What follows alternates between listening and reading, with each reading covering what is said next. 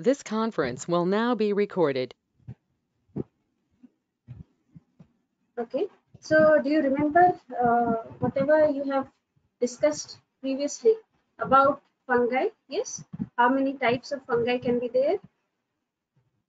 Yeasts can be there, yeast-like fungi can be there, and the fungi with hyphae also can be there. Okay, so what are hyphae exactly? Those are thread-like structures. So those thread-like structures, they can they can grow, like you can remember, if you leave a piece of bread in a warm humid place, so some sort of growth will appear on that. So those are fungi. Okay, so there will be some vegetative hyphae and some aerial hyphae. Vegetative hyphae are those which will grow into the piece of bread, whereas the aerial hyphae, they will grow into the air. Okay, that is the very basic thing that you already know about fungi. Okay, so today we will discuss about subcutaneous mycosis. Already you must remember about superficial mycosis. So superficial mycosis are those which will occur on the surface of the skin. Those which will utilize keratin. Also, those materials they will utilize, so they will not grow deeper into the tissue. They will not grow deeper into the tissue, whereas subcutaneous mycosis will go deeper into the subcutaneous tissue and the fascia. Okay, so we will discuss a little bit. We'll discuss only in short, only the important points we will discuss. So once this class is over, you can go back and then you can read up in the textbook. So very less is given. Actually, mycology very less is given. So whatever only the important points we will discuss, those things you can just read up a little bit so that you can remember. Okay. So basically, subcutaneous mycosis are a heterogeneous group of fungal infections. Why a heterogeneous group? Because different type of fungi can be there which can cause subcutaneous mycosis, and there will be development of lesions at the site of implantation. What do you mean by implantation? Suppose a field worker is working, he is working with hay, he is working with something else. So with from those plants, suppose those fungi are there, those parts of the fungi are implanted into the site. So what will happen is the lesions will develop at that site itself. Okay, so the lesions will develop in the subcutaneous tissue after they are implanted into the tissue. Okay, so the etiological agents are implanted in the subcutaneous tissues, which is why they will develop, the person will develop subcutaneous mycosis. So these are the different types. I suggest that, I hope that everybody is having a notebook or whatever with them. So please remember the important types of diseases which are subcutaneous mycosis. One is mycetoma, one is porotrichosis, one is rhinosporidiosis, one is chromoblastomycosis, one is pheohyphomycosis. The main problem with mycology is the terminology is quite different. Here you can see that mycetoma, I think a little bit we have discussed before also. So mycetoma is the most important. It's also a important question. But at the same time, suppose a question comes on subcutaneous mycosis, you have to write about sporotrichosis. You have to write about rhinosporidiosis. Rhinosporidiosis is also an important disease in many parts of our country. And then there is chromoblastomycosis. Why chromo? Chromo means color. Okay. So chromoblastomycosis and pheohyphomycosis. So that is how you can remember. Pheo means black color. Usually black to brown color pigmentation will be there in the fungi. Yes. So the hyphae will be colored. So melanin pigment will be there. So that is why they will be black to brownish color. Deep brown to black color. So that is why they are known as pheohyphomycosis. So I hope you remember these 5 diseases. One is mycetoma. We'll come to mycetoma in detail, so you cannot forget that. So mycetoma. One is sporotrichosis. One is rhinosporidiosis. Why rhino? Rhino means nose. Okay. So basically, it will develop most common site is the nose. So that is why rhinosporidiosis. Then there is chromoblastomycosis. Why chromo? Because colored granules will be there. So that is chromoblastomycosis. Another is pheohyphomycosis. Pheo is a black or a brown colored pigment, that is melanin, which will be present. Okay. So these 5, please remember. Okay. So these are the 5 diseases which will be there. These are subcutaneous mycosis.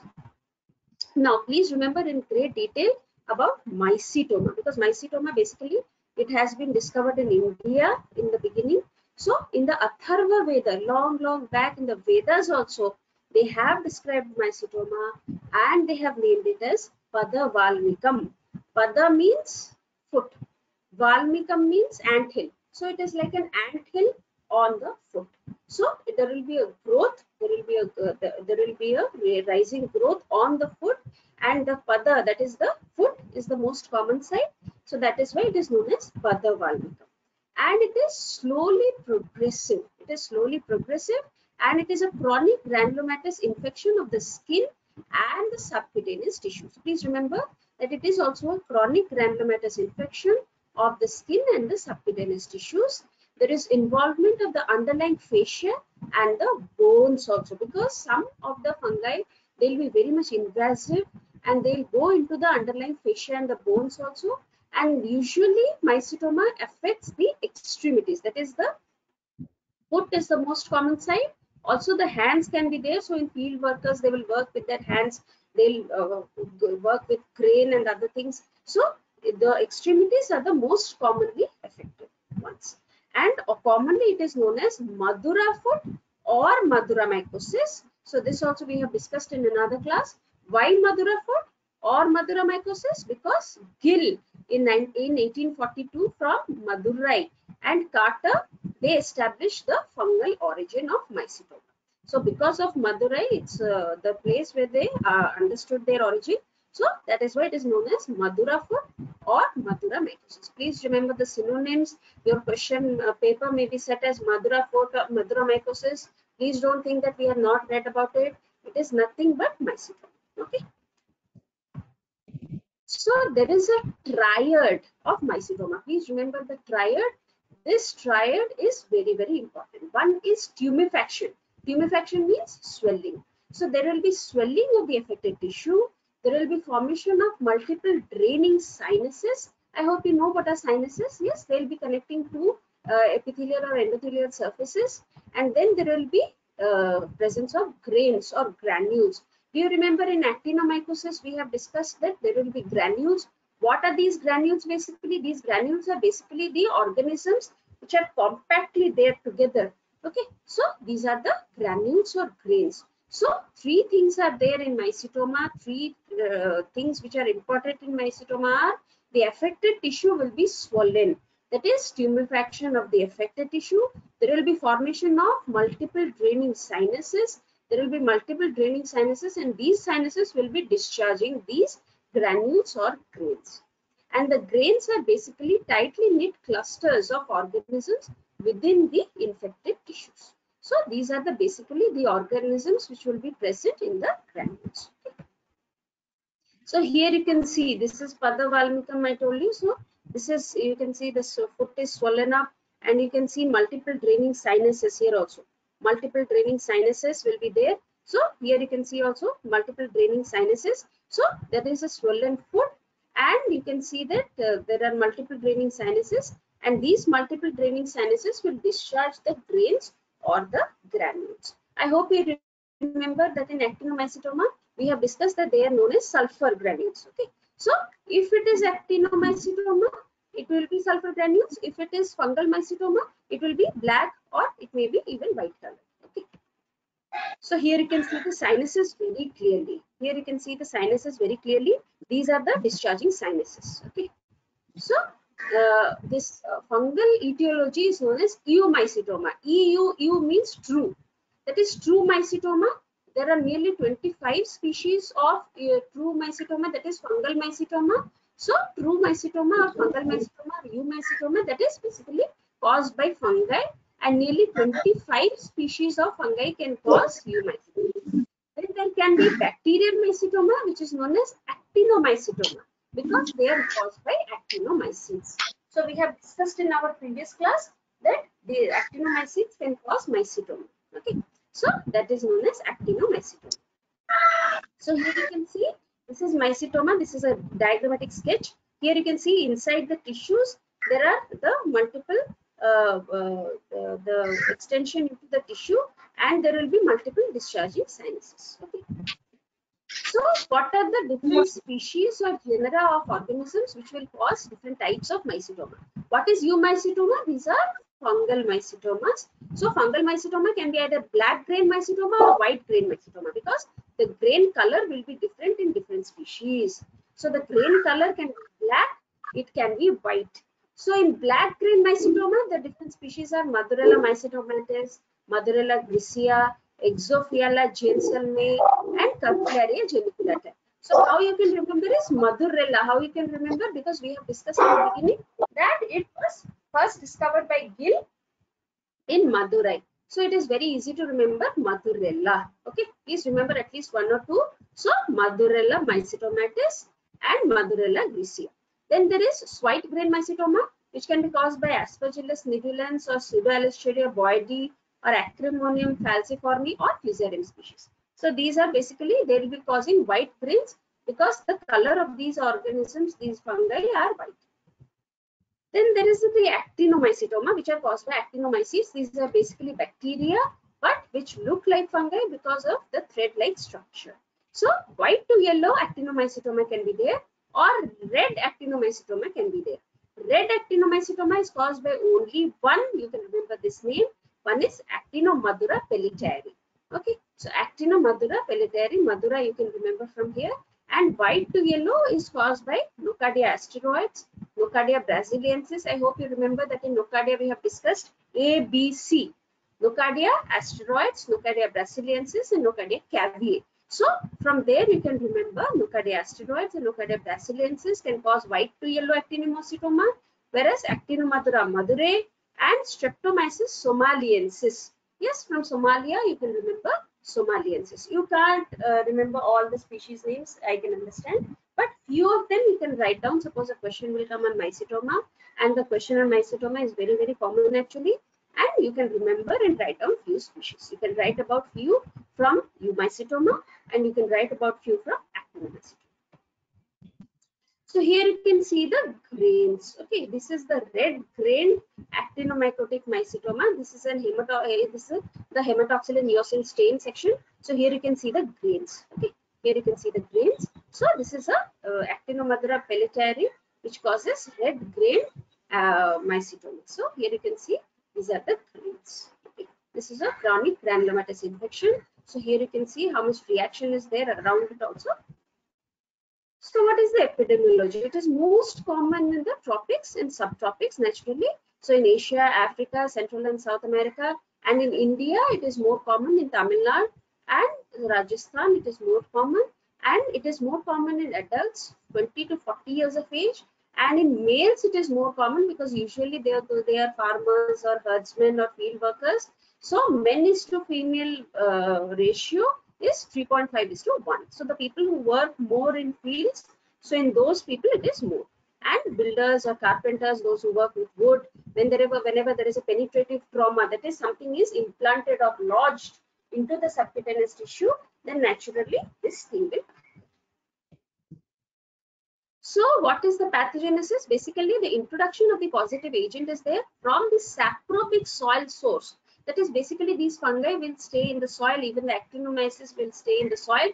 They will be implanted somehow into the subcutaneous tissue, that is usually by trauma and accidental trauma by thorns or splinter injury, or mycetoma of the ear can occur. Some people, they will use anything. They can use hay or something. They can use wicks for removal of ear bags. So in those cases, it can occur in the ear also.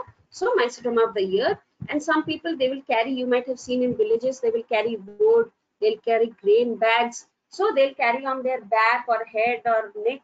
So whenever they'll carry like that, there can be minor abrasions.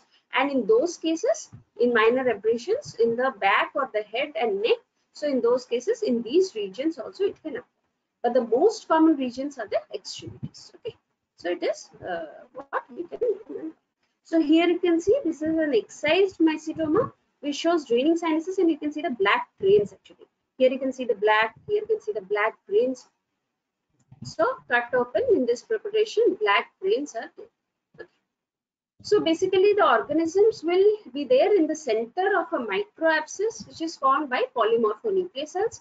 There are large aggregates of filaments of the causative organism. So causative organism might be an actinomyces or it might be a true fungus, but whatever it is, these filaments, these hyphae, they will accumulate in large aggregates in the tissue, and the organisms will develop in the host tissue to form compact colonies. I hope you remember about actinomyces when we discussed about the sulfur granules. So those are basically compact colonies or grains which are 0.2 to 0.5 to 2 millimeter in diameter. So very small grains will be there, but those grains are basically like colonies. I hope you remember, you have seen colonies of Escherichia coli, Klebsiella, other organisms in the class. So those were basically like colonies. So many compact organisms will develop in compact colonies, and the color of the grain will depend on the organism. Just now we discussed that there can be black grain mycetoma, there can be white grain mycetoma. Actinomycetoma can be white to yellow, or it can be red due to Actinomycetoma pelletieri. So those are the things. So basically, the patient comes to you means you have to take a history. So you have to ask them about their geographical area, you have to ask about their occupation, you have to ask about any injury that they might have had, and then you take a clinical sample. So the clinical sample is usually the grains or the granules. You can take the pus, exudates, or biopsy. The lesion has to be thoroughly cleaned, and the grains are collected by pressing on the sinus from the periphery. So from the periphery you press it, so the grains will be expressed, and then you collect the grains on a sterile gauze. I hope you remember that in actinomyces we have discussed how, suppose there will be cervicofacial actinomycosis. So we'll ask the patient, suppose any discharging sinuses are there, you take the gauze piece and you just sleep overnight. You take the sterile gauze piece and you sleep, and then what will happen is the grains will accumulate in that mesh of the gauze piece, and then you simply wash the gauze piece in saline, and then you express out the granules. So similarly here also you can ask to press the gauze piece onto the sinuses, and then you can collect the grains. So basically you have to examine the grains or the granules, the characteristic size, shape, texture, color. So it will be indicative of the organism that is there, and accordingly you can give the treatment. So we wash the grains several times in sterile saline. We crush with a sterile glass rod for examination and culture. So what we do is, with a sterile glass rod we will press it, and then what we can do is we can see it under the microscope, we can culture it on culture media, and then we can examine it under the microscope.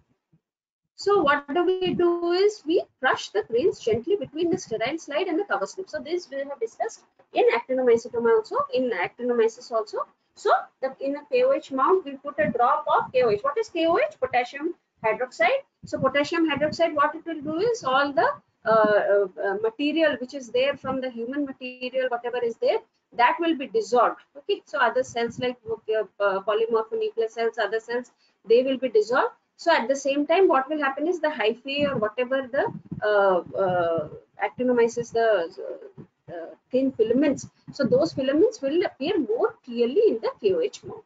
So what we do is we'll crush the grains gently between the sterile slide and the cover slip, and then we can see the characteristic hyphae, we can see their dimension, we can see whether they are septate or not, we can see their pigmentation, because some of them will be pigmented as we discussed in the beginning. So some of them may be different colored. So presence of interhyphal cement substance and chlamydospores. So some of the organisms, they'll have thick walled chlamydospores. And in actinomycosis, naturally, because these are bacteria, the filaments will be thinner, and those are 0.5 to 1 micron in diameter, and they are coccoid or bacillary form, because if you crush them, they will break down into coccoid and bacillary forms. Whereas Eumycetoma, that is true fungi, they will have more thicker filaments, 2 to 6 micron in diameter, and large swollen cells may be seen. So that is how you can differentiate whether it is actinomycetoma or whether it is Eumycetoma. Okay. So here you can see this is the grain. So this is Madurella mycetomatis.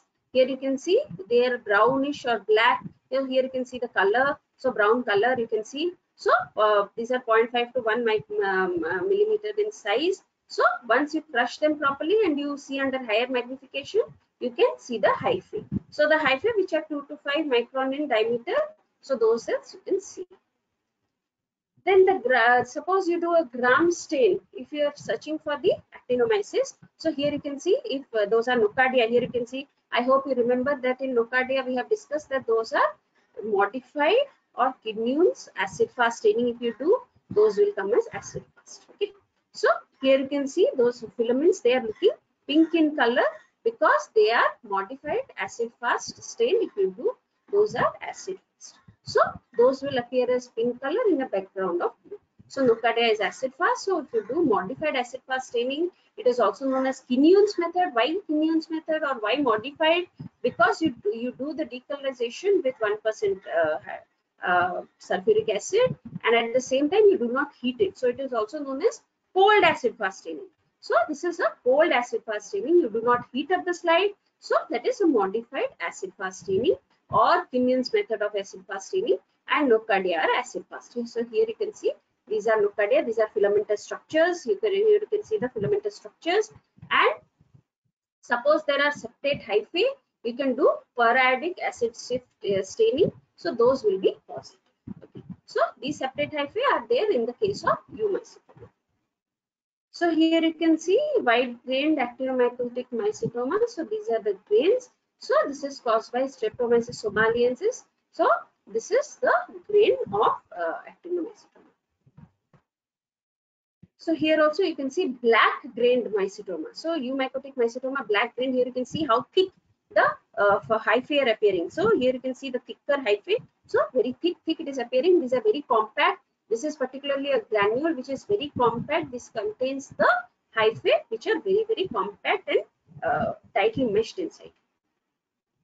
So suppose you suspect actinomycetoma, you have to use different culture media. If you suspect eumycetoma, you put it in a different culture media. So if you suspect actinomycetoma, you put it in blood agar, you put it in brain heart infusion agar, you put it in Lowenstein-Jensen medium, because Nocardia can grow in Lowenstein-Jensen medium. I hope you remember that Lowenstein-Jensen medium is used for tuberculosis. And then you can use also Sabrod's dextrose agar without antibiotics. Whereas eumycetoma, if you are suspecting, then you wash the grain several times in normal saline with antibiotics so that other bacteria cannot grow, and then you culture it on SDA, that is Sabrod's dextrose agar, with chloramphenicol and gentamicin. These two are antibiotics to prevent the growth of other bacteria. So then you incubate it at room temperature, that is 25 degrees or 37 degrees and 44 degrees. So different organisms will have different optimum temperatures. So that is why you take multiple tubes and then you incubate it at different temperatures. So 25 degrees, 37 degrees and 44 degrees. And if you want animal inoculation, you can do it to guinea pig, mice and goat. So this is just for theoretical purpose. And then here you can see this is Pseudo-Escherichia boydi. Here you can see the spores. Here you can see the spores. Okay, so different conidia. So here you can see this. These are two fungi. So these can cause mycetoma, eumycetoma. So this is the growth on Sabrod's dextrose. So this is Mothorella mycetomatis. Here you can see typical brownish diffusible pigment in the medium. So in the medium also the pigment has diffused, so that you can see. So here this is Mothorella mycetomatis. This shows flask-shaped phyllites. Why I have kept these pictures? So that you'll just have an idea, and if you want, you can draw them in your final exam. So this is a Ponsacea pedrosoi. So this is a different type of fungus. So here you can see the septa very clearly. These are septate. Here you can see the septa. Okay. So what to do about the treatment? So first thing is you can give drugs, and main thing what you have to do is you have to do debridement. Okay, so debridement of the infected tissue with a split graft you can do. You have to may require radical surgery in the case of eumycetoma if it is much more progressive. Then what you can do is you have to do the treatment with different antifungal drugs. In the case of eumycetoma, oral ketoconazole, itraconazole, liposomal amphotericin B. And in the case of actinomycetoma, you have to give antibiotics. They like sulfonamides, tetracycline, streptomycin, amoxicillin, and amic acid. And at the same time, whatever tissue has been injured, has been which we cannot salvage, so those we have to give. Now a little bit about bacteriomycosis. So bacteriomycosis often comes as a short note. So bacteriomycosis is very similar to mycetoma. So people may get confused whether it is mycetoma or bacteriomycosis. What is this bacterio? B stands for bacteria. Some bacteria will present in such a way that will appear like mycetoma, but it is not mycetoma, it is botryomycosis. So this is a chronic purulent granulomatous lesion of the skin, subcutaneous tissue and visceral organs, and these occur usually in patients who are deficient in their cell-mediated immunity.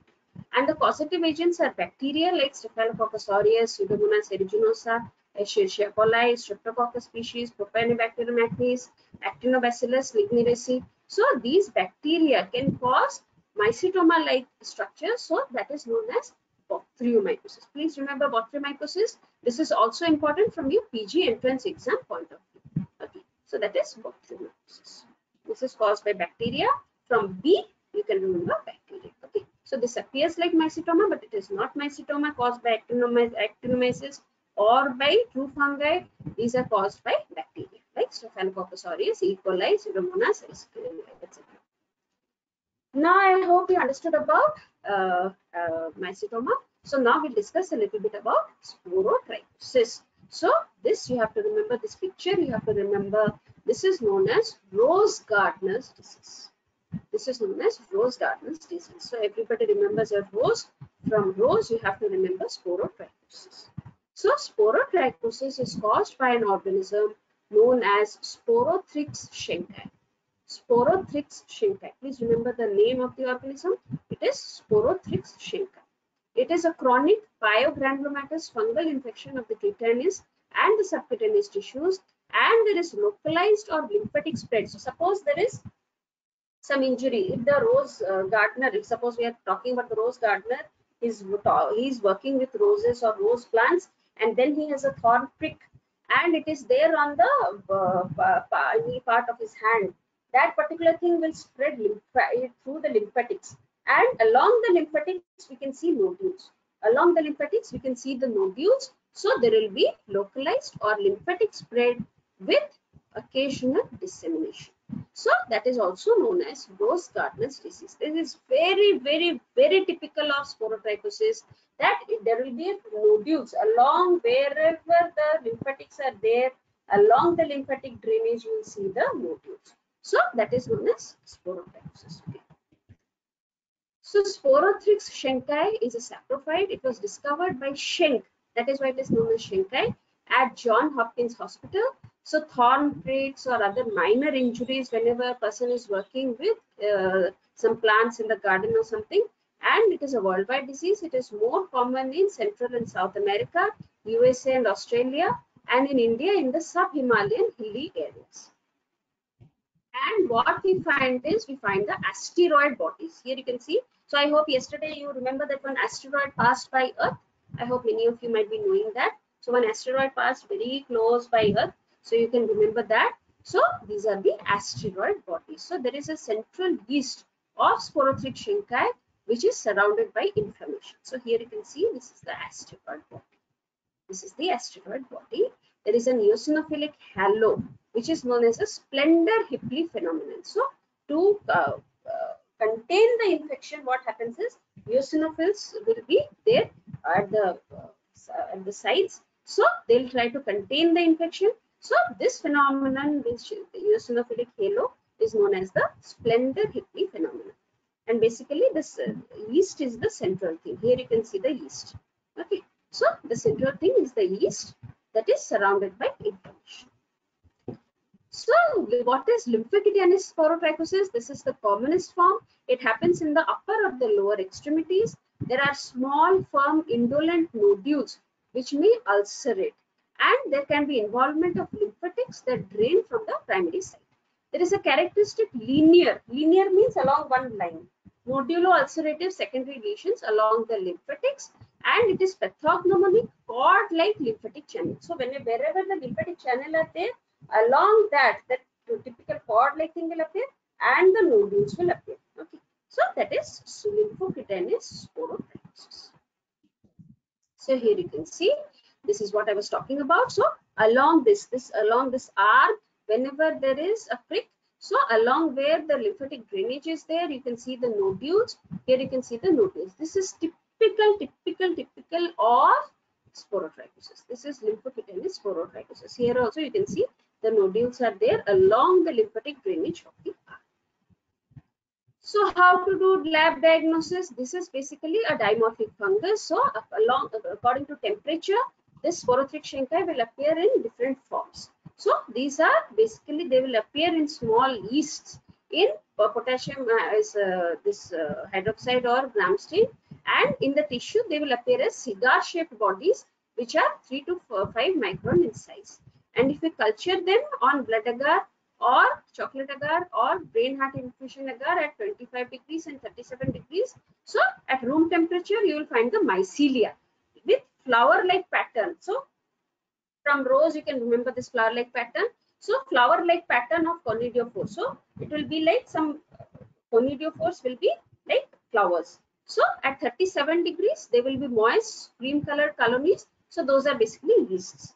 So at 37 degree it will appear as a yeast, whereas at room temperature it will appear in as mycelia or as. So here you can see.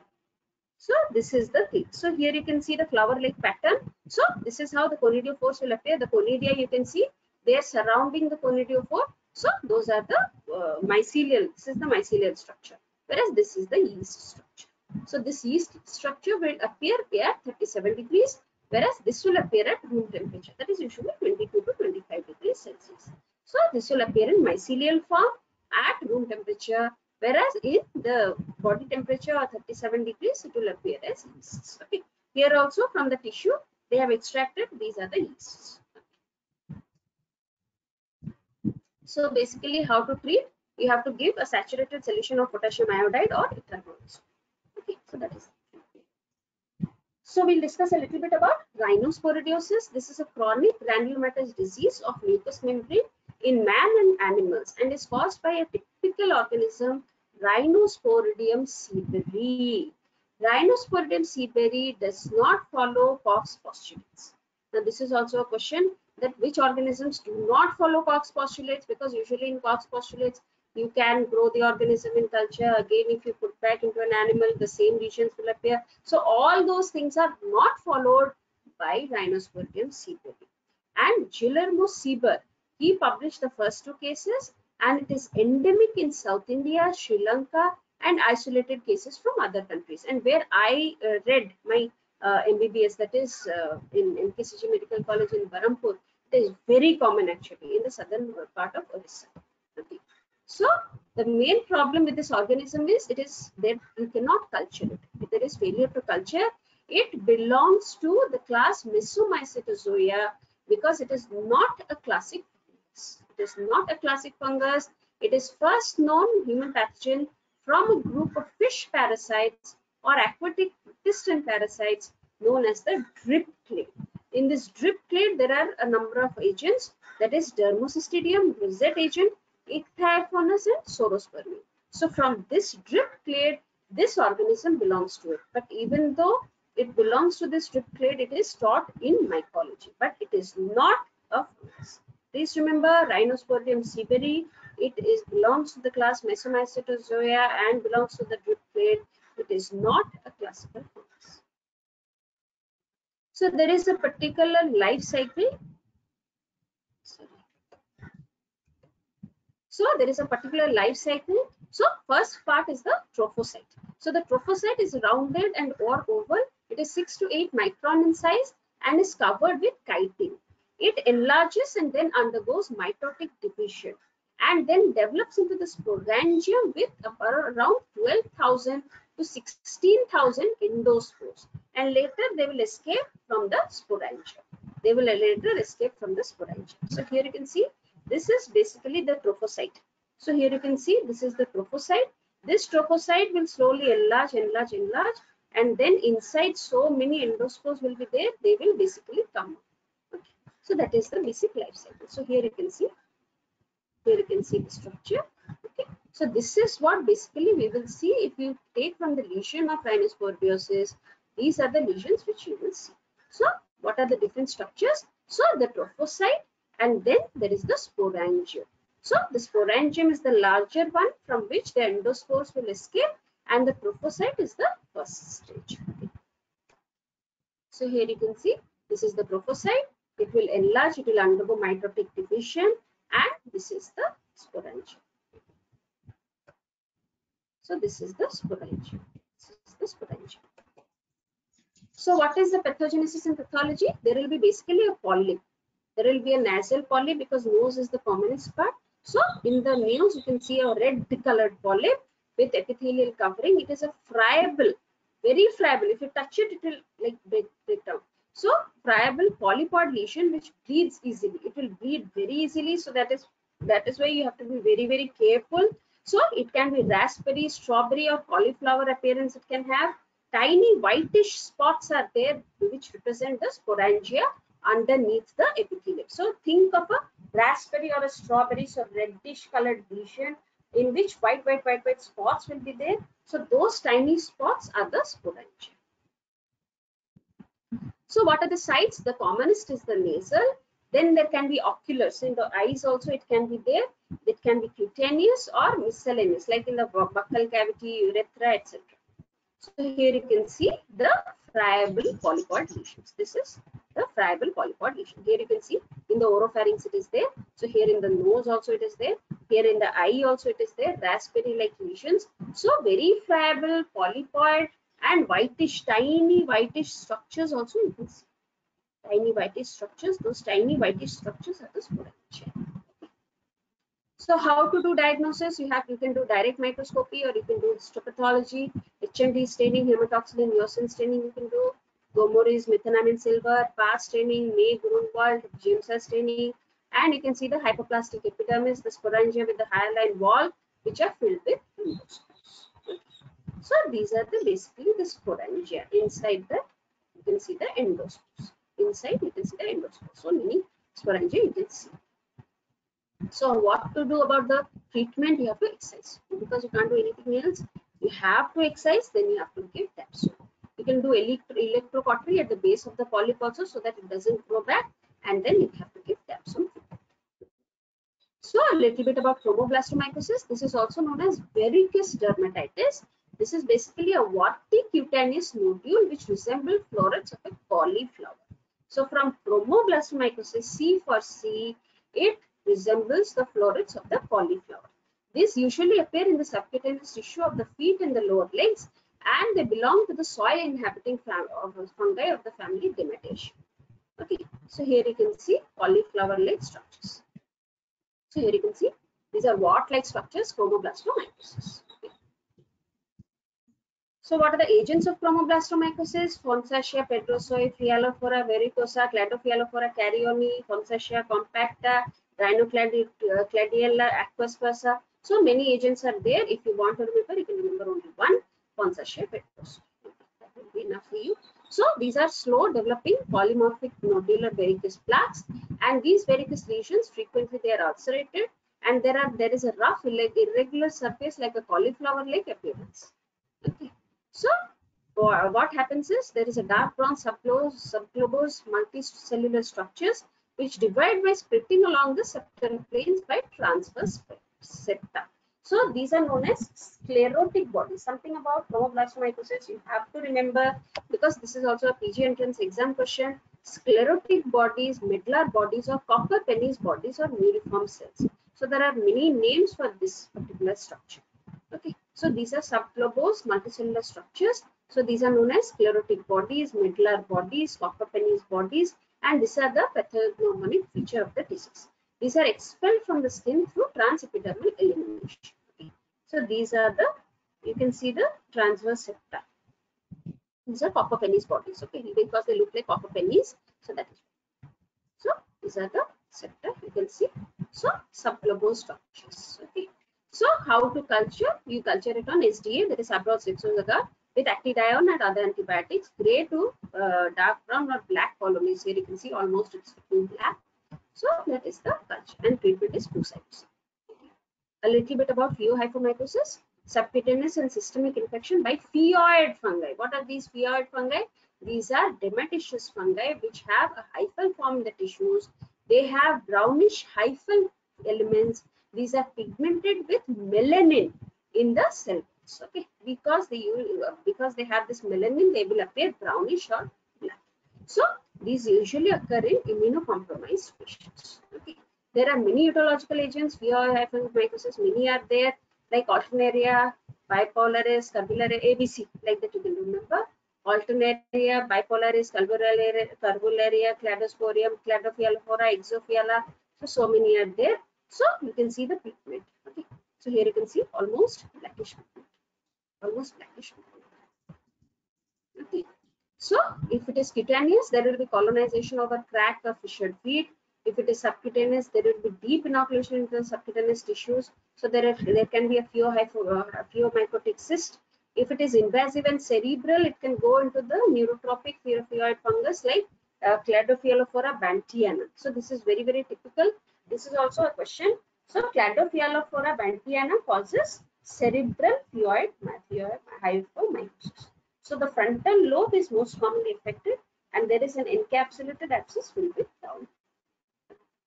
So here you can see the brown colored hyphae. So here you can see Cladophila bantiana. So what to do about the diagnosis? You can do the same KOH mounts. You can see the pigmented hyphae which appear dark brown, Mason Fontana stain. This is typical for melanin. And then if you culture on SDA, you will find the black yeasts. So at 37 degrees, they'll appear as yeast. So black yeast. So 25 and 37, you have to culture. Okay. So IV amphotericin B and oral flucytosine.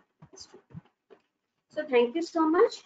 So I hope you have understood a little bit from today's discussion. Okay.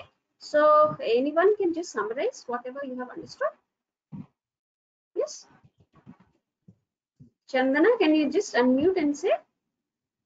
Yes, K. Chandana. Yes, ma'am. Sirisha. Chandana, tell me. Whatever you remember, you tell. Just I want to know that you could hear and you could understand. There are mainly of 5 types: mycetoma, chromomycosis, sporotrichosis, rhinosporidiosis, and Yes. pheohypomycosis. Pheohypomycosis. Very good. Yes. So what about mycetoma? Just summarize about mycetoma. It is chronic granulomatous, slowly progressive disease. Very it is good. commonly known as motheromycosis or mother of wood. Very good. Yes. Yes. What are the three characteristic the triad of mycetoma? What are the 3 characteristics? Tumefaction of affected tissue. Yes. Second is formation of multiple draining sinuses. Very good. And third is presence of grains. Yes, those grains or granules will be discharged from those sinuses. Okay. So what are the different types of organisms that can cause mycetoma? One is eumycetoma, one is actinomycetoma. Actinomycetoma. Yes. Actinomycetoma. One is eumycetoma. Yes. So what do you mean by eumycetoma? Eu means true fungi. So actual fungi will cause those mycetoma. They can be either white grained or they can be black grained mycetoma. Okay. So the grain color, depending on the grain color, they can be classified. So it is easier for the microbiologist to understand that whether it is a fungus or something else. Okay. And if it is a fungus, what type of fungus? Okay. So if those are true fungi, naturally the hyphae will be thicker. Okay. The hyphae will be thicker. There can be septate. So those things can be there. Whereas in the case of actinomycetoma, there will be thinner filaments. And if it is nocardia are acid-fast organisms. So you can do modified acid-fast staining or Kinyon staining, and then you can see the pink colored filaments. Okay. Did you understand multiple draining sinuses, or did you see the pictures? All of you, did you see the pictures? Please go back home. So you are at home only. So you can just read up about whatever we discussed today about mycetoma, about other things also. So sporotrichosis, how it is known as Rose Gardner's disease. You can read about chromoblastomycosis. You can read about pheohypomycosis. So in detail, you have to remember about mycetoma. Okay. Mycetoma or mother of foot. So that is very, very important. In the ancient times also, they have described it as Pada Valmikam. So that is important. Okay.